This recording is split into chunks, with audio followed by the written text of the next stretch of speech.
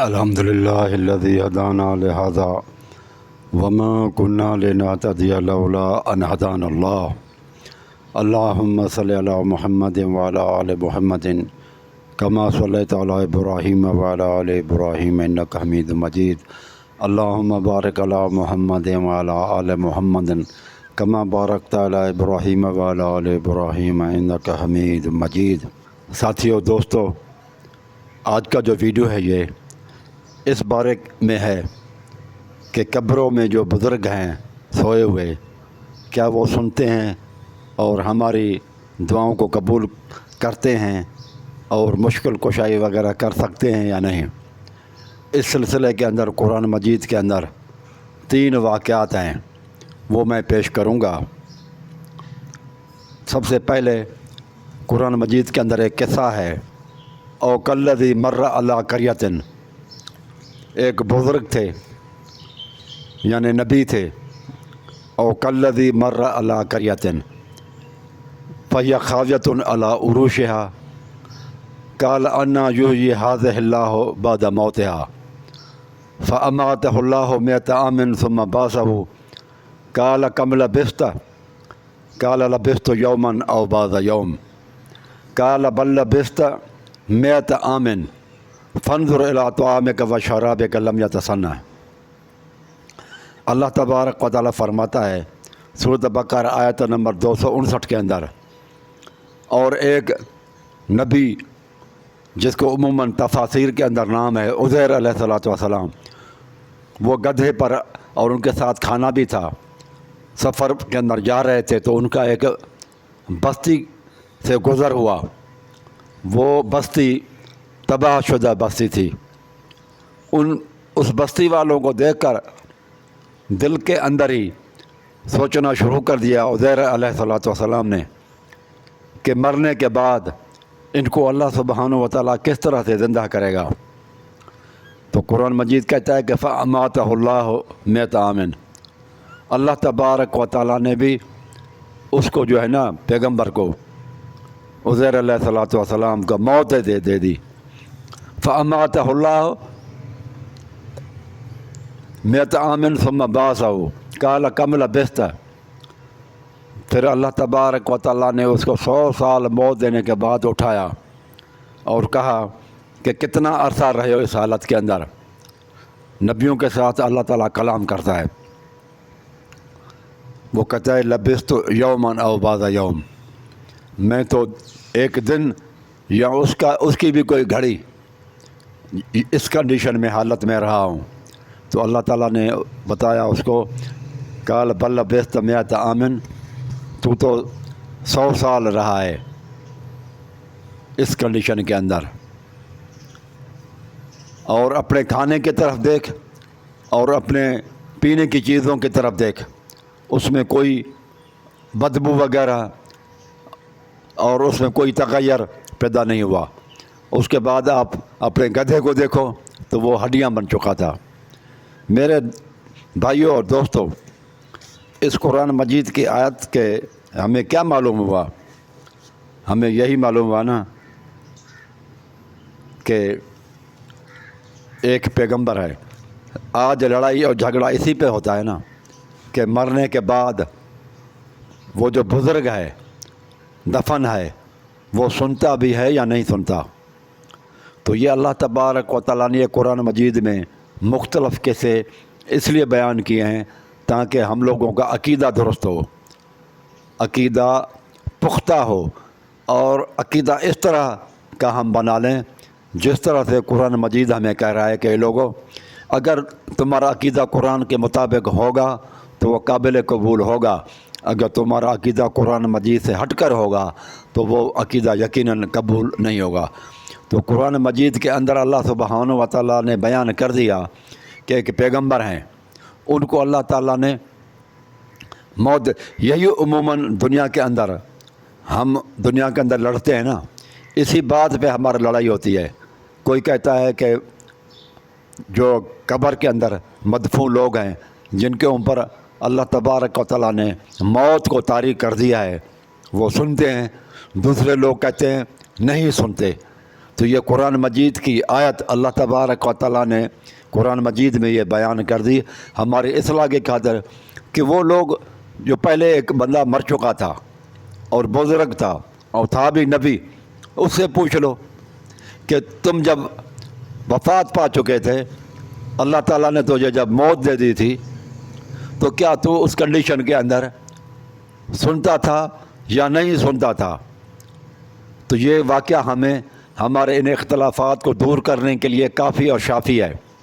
کچھ لوگ کہتے ہیں بزرگ قبروں کے اندر سنتے ہیں، دوسرے لوگ کہتے ہیں قبروں کے اندر نہیں سنتا کوئی نبی اور ولی اور امام۔ آئیں اس قرآن مجید کے آیت سے جو ہے نا اپنا ہم فیصلہ کرواتے ہیں۔ ہمیں اپنے فیصلے قرآن اور رسول اللہ صلی اللہ علیہ وسلم سے اختلافات کو دور کرنا چاہیے نا۔ اب یہ قرآن مجید کی آیت ہے، یہ قرآن مجید کی آیت بتا رہی ہے کہ اللہ تبارک و تعالیٰ نے اس بزرگ کو، اس نبی کو موت دے دی 100 سال۔ اس کے بعد اللہ تبارک و تعالیٰ نے جب اس کو اٹھایا اور ان سے پوچھا کم لبثت، کہ تو کتنا عرصہ اس کنڈیشن موت کی حالت میں رہے ہو؟ قال لبثت یوما او بعض یوم، تو اس نے جواب دیا کہ دن یا دن کی گھڑی۔ وہ 100 سال کو پیغمبر عزیر علیہ الصلوۃ والسلام وہ 100 سال کو دن یا دن کی گھڑی بتلا رہا ہے۔ یہ قرآن مجید کی آیت ہے میرے بھائیوں۔ تو اس کا مطلب یہ ہوا کہ اس کو پیغمبر کو کوئی پتہ نہیں ہے، حالانکہ جب وہ وفات پا چکا تھا 100 سال کے دوران میں وہاں پر جنگلات کے اندر غیر آباد علاقہ تھا، گیدڑوں کی آوازیں آتی ہوں گی، بارش ہوتی ہوگی اور گڑک چمک کی آوازیں بھی ہوتی ہوں گی، شیروں کی بھی مختلف قسم کے جو ہے نا وہاں پر دھاڑیں وہ بھی مارتے ہوں گے، گیدڑ مختلف جانور وہاں پر آوازیں نکالتے ہوں گے، اس طرح سے پرندے بھی وہاں آتے ہوں گے، ان کی بھی دور دور تک آوازیں جاتی ہیں۔ لیکن ان تمام باتوں سے وہ غفلت میں رہا، اس کو یہ پتہ نہیں تھا کہ کون ہے کون کیا نہیں ہے، میں کتنا عرصہ رہا ہوں۔ اگر وہ سن رہا ہوتا تو جواب دیتا کہ میں تو کافی عرصے سے، کئی برسوں سے مختلف قسم کی آوازیں سنتا آ رہا ہوں، لیکن وہ کہتا ہے 100 سال کو وہ دن یا دن کی گھڑی بتا رہا ہے۔ یہ اللہ تعالیٰ نے ہمارے عقیدے درست کرنے کے لیے یہ قرآن مجید کے اندر آیات اتاری ہیں، ہماری ہدایت کے لیے ہیں، ہمیں درست کرنے کے لیے اللہ پاک نے یہ آیات بیان کر رہا ہے۔ کہ اس آیات سے معلوم ہوا کہ اللہ کا بزرگ جب موت آ جائے تو وہ نہیں سنتے، لہذا جب تم ان کو پکارو گے تو وہ تمہاری پکار کو نہیں سنیں گے۔ اور یہ سورۃ احقاف کے اندر بھی ہے، اللہ تبارک و تعالیٰ فرماتا ہے وَمَنْ أَضَلُّ مِمَّنْ يَدْعُو مِن دُونِ اللَّهِ، اور اس آدمی سے زیادہ گمراہ کون ہو سکتا ہے؟ اللہ تعالیٰ فرماتا ہے آؤ تمہیں بتاؤں سب سے زیادہ بڑا گمراہ، سب سے بڑا گمراہ کون ہے؟ وَمَنْ أَضَلُّ مِمَّنْ يَدْعُو مِن دُونِ اللَّهِ، اس آدمی سے بڑھ کر کون گمراہ ہو سکتا ہے؟ ممن یدعو من دون اللہ، جو اللہ تبارک و تعالیٰ کو چھوڑ کر کسی اور کو پکار رہا ہے۔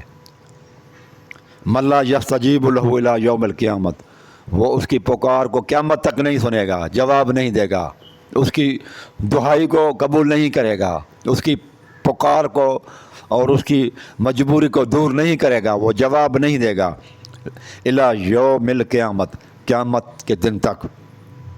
تو لوگ عموماً کہتے ہیں کہ یہ تو بتوں کے لیے آیتیں ہیں، تو یہ بھائی بتوں کے لیے آیت نہیں ہے۔ آگے آپ سنیں وَهُمْ عَنْ دُعَائِهِمْ غَافِلُونَ، وہ اس کی دعاؤں سے غفلت میں ہیں، ان کو کوئی پتہ نہیں ہے، غافل ہیں ان کی دعاؤں سے۔ وَإِذَا حُشِرَ النَّاسُ، اللہ تعالیٰ فرماتا ہے جب انسان اکٹھے ہوں گے، بتوں کی بات نہیں ہو رہی میرے بھائیو، یہ آیت نمبر 36 ہے سورۃ احقاف، اور 26ویں پارہ کہ بھی یہ پہلا ہی رکوع ہے۔ وَإِذَا حُشِرَ النَّاسُ، جب انسانوں کو اکٹھا کیا جائے گا، كَانُوا لَهُمْ أَعْدَاءً، وہ ان کے دشمن ہو جائیں گے، وَكَانُوا بِعِبَادَتِهِمْ كَافِرِينَ، اور وہ ان کی عبادت کے منکر ہو جائیں گے۔ اس آیت کے اندر اللہ تعالیٰ نے بیان کیا کہ جب انسانوں کو اکٹھا کیا جائے گا قیامت کے دن تو وہ بزرگ جو ہے نا اعدان، ان کے دشمن ہو جائیں گے۔ تو یہ اللہ کے نیک بندے ہیں جو ان کے دشمن ہو جائیں گے، بت وغیرہ نہیں ہیں۔ کیوں کہ وہ وہاں پر انسانوں کو اکٹھا کیا جائے گا، یعنی کہ وہ انسان ہی ہوں گے، وہ بزرگ انسان ہی ہیں۔ کانوا لہم آذان، تو ان کو بھی زندہ کیا جائے گا، بزرگوں کو جن کو پکارتے تھے۔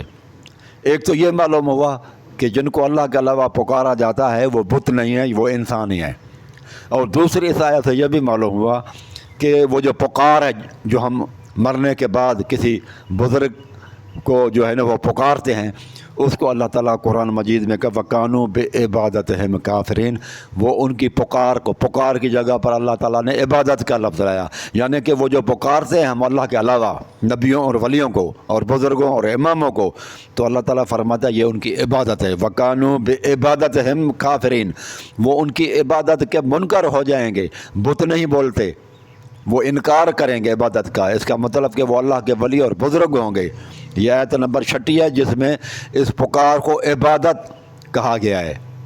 وَكَانُوا بِعِبَادَتِهِمْ، وہ ان کے، حالانکہ وہ تو عبادت تو نہیں کرتے تھے، وہ تو ان کو پکارتے تھے، لیکن اللہ تعالیٰ نے پکار کی جگہ پر یہ کہا کہ ان کی عبادت یعنی ان کی پکار کے منکر ہو جائیں گے کہ ہمیں کوئی کچھ پتہ نہیں ہے۔ تو عموماً جو لوگ کہتے ہیں نا کہ یہ بتوں والی آیتیں ہیں، تو یہ بتوں کی آیت نہیں ہے۔ دوسری یہ ہے کہ یہ پکار عبادت میں داخلہ، اور عبادت کے لائق اللہ کے علاوہ کوئی نہیں ہے۔ یہ ہم کلمہ پڑھتے ہیں جب لا الہ الا اللہ، اللہ تعالیٰ کے علاوہ عبادت کے لائق کوئی نہیں ہے الہ، تو یہ بھی ثابت ہوا کہ یہ شرک ہے۔ یہ بہت، اللہ کے علاوہ جب ہم کسی کو پکارتے ہیں مدد کے لیے، اپنی تکلیفوں کو دور کرنے کے لیے، تو وہ اس کی عبادت ہے۔ اور یہ قرآن مجید کی آیت کہتی ہے کہ یہ پکار جو ہے نا یہ عبادت کے اندر داخل ہے۔ اب دوسرا قرآن مجید میں واقعہ ہے، انسان کہتا ہے، دنیا کے لوگ کہتے ہیں کہ یہ تو چلو، کچھ لوگ کہتے ہیں کہ ولیوں کے قدم نبیوں سے بھی آگے ہوتے ہیں، یہ تو ایک نبی تھا، اور یہ بھی اللہ تعالیٰ نے بتایا کہ وہ فَأَمَاتَهُ اللَّهُ، جب اللہ نے اس کو موت دے دی۔ یہ کلیئر ہے، قرآن مجید کی آیت بتا رہی ہے کہ مرنے کے بعد اللہ کے نبی اور ولی نہیں سنتے۔ یہ عزیر علیہ السلام کے واقعے سے یہ جو ہے نا ثابت ہوا۔ اب ہم دیکھتے ہیں کہ جب کچھ ولی اکٹھے ہو جائیں، اب یہ اصحاب کہف والے یہ ولی تھے، اللہ کے بزرگ تھے، حقیقی تعداد تو اللہ سبحانہ و تعالیٰ ہی جانتا ہے کہ 3 تھے، 5 تھے یا 7 تھے۔ تاہم وقت کا بادشاہ ظالم تھا، یہ اپنے ایمان کے بچانے کی خاطر یہ ایک غار کے اندر چلے گئے، کہف نام سے غار تھا، اس میں چلے گئے۔ تو وہاں پر اللہ تعالیٰ نے ان کو نیند دے دی۔ نیند کے بعد یہ پھر اٹھے، اور نیند کا جو پیریڈ تھا کتنا تھا؟ 3 صدیاں اور 9 سال۔ 3 صدیاں اور 9 سال یہ نیند کے عالم میں ہے۔ اصحاب کہف یہ سارے ولی ہیں پکے، قرآن مجید کہتا ہے۔ پھر ایک ان کے ساتھ کتا بھی تھا، وہ غار کے باہر کھڑا، اللہ تعالیٰ نے اس کو وہاں پر روکے رکھا تھا۔ قال قائل منہم کم لبثتم، اللہ تعالیٰ نے 3 صدیاں اور 9 سال گزرنے کے بعد ان کو اٹھایا۔ پھر وہ آپس میں ایک دوسرے سے پوچھتے ہیں، نبی ہوتے تو اللہ تعالیٰ پوچھتا، لیکن اب یہ آپس میں ایک دوسرے سے پوچھتے ہیں۔ قال قائل منہم، ان میں سے ایک نے پوچھا ان سے، کم لبثتم، کہ لوگوں کتنا عرصہ رہے ہو؟ قرآن کہتا ہے قالوا لبثنا یوما او بعض یوم، تو یہ بھی کہنے لگے ہم دن یا دن کی گھڑی رہے ہیں۔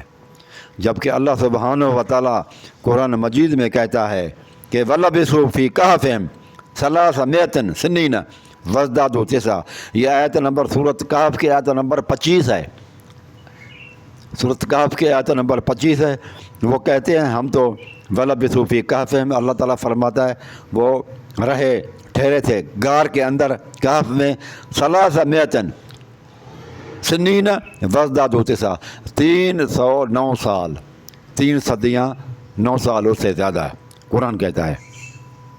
یہ بھی معلوم ہوا کہ جب اللہ کے ولیوں کو اپنے بارے میں پتہ نہیں ہوتا کہ ہمیں 309 سالوں کو وہ کہتے ہیں دن یا دن کی گھڑی ہم ٹھہرے ہیں، تو جب ان کو اپنے حال کا پتہ نہیں ہے، ارد گرد کے ماحول کے بارے میں ان کو پتہ نہیں ہے، تو یہ لوگوں جب تم ان کو پکارو گے مشکل آسان کرنے کے لیے، ان کی مدد کے واسطے تم جب ان کو پکارو گے تو وہ ان کو کوئی پتہ نہیں ہوتا۔ یہ بھی معلوم ہوا کہ مرنے کے بعد بھی پتہ نہیں ہوتا، جیسے عزیر علیہ الصلوۃ والسلام کو اپنے چیزوں کے بارے میں، کھانے کے بارے میں، اپنے بارے میں پتہ نہیں تھا، اس طرح سے یہاں پر اصحاب کہف کو بھی کوئی پتہ نہیں تھا کہ جو ہے نا حالات کیا ہو چکے ہیں، کس طرح کا ماحول ہے، اور ہم یہاں پر کتنا عرصہ ٹھہرے ہیں۔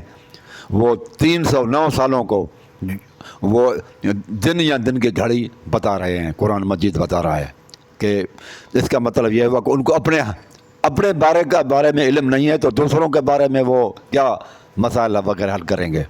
تو دوسروں کا بارے میں ان کو جو دور رہتے ہیں ان کو بارے میں کس طرح سے علم ہوگا؟ تو میرے بھائیوں، یہ آیتیں بتا رہی ہیں کہ لوگوں عقیدہ درست کر لو کہ اللہ کے ولیوں کو مرنے کے بعد یا نیند کے حالت میں بھی کوئی پتہ نہیں ہوتا، ان کو اپنے بارے میں یہ پتہ نہیں ہوتا، باہر کے حالات کیا ہیں وہ تو دور کی بات ہے۔ اور وہ قرآن مجید نے بتا بھی دیا کہ وہ کہتے ہیں کہ اے لوگو، اب تم اٹھے ہو تو ہمیں بھوک لگی ہے، تو کسی بندے کو بھیجو تاکہ وہ شہر میں جائے، فَبَعْثُوا أَحَدَكُمْ بِوَرْقِكُمْ هَٰذِهِ إِلَى الْمَدِينَةِ فَلْيَنظُرْ أَيُّهَا أَزْكَىٰ طَعَامًا فَلْيَأْتِكُمْ بِرِزْقٍ مِّنْهُ وَلْيَتَلَطَّفْ وَلَا يُشْعِرَنَّ بِكُمْ أَحَدًا۔ یہ آیت نمبر 19 ہے سورۃ کہف کی، کہ وہ کہتے ہیں کہ کسی بندے کو پیسے دے کر بھیجو تاکہ وہ بازار سے ہمارے لیے کھانا لے کر آئے پاکیزہ، لیکن وہ جس چیز سے وہ ڈر رہے تھے اسی حساب سے پکڑے گئے۔ تو ان کو وہ 309 سال گزر چکے تھے، تہذیب و تمدن، ثقافت، کپڑے وغیرہ، ڈیزائنیں، اور وہ جو کرنسی تھی وہ تبدیل ہو چکی تھی۔ پھر وہ قرآن مجید میں اور لمبا چوڑا وہ قصہ ہے، تو وہ پورا قصہ تو بیان کرنے کا میرا مقصد نہیں ہے، مجھے تو صرف توحید والا پوائنٹ جو ہے نا آپ لوگوں کو بتانا ہے کہ وہ اللہ تعالیٰ کے بندے اپنے بارے میں نہیں جانتے، جب وہ سوئے ہوئے ہوں تو وہ دوسرے لوگوں کے بارے میں کیا جانیں گے؟ تو یہ دلیل ہے۔